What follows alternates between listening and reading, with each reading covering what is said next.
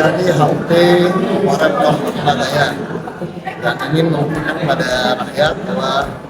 TNI akan selalu ada buat masyarakat, buat rakyat, dimanapun dan kapanpun, walaupun kita di Bangka Barat atau yang kabupaten baru, tapi TNI akan selalu siap bersama rakyat dalam kondisi apapun dan siap membantu masyarakat kapanpun dan dimanapun.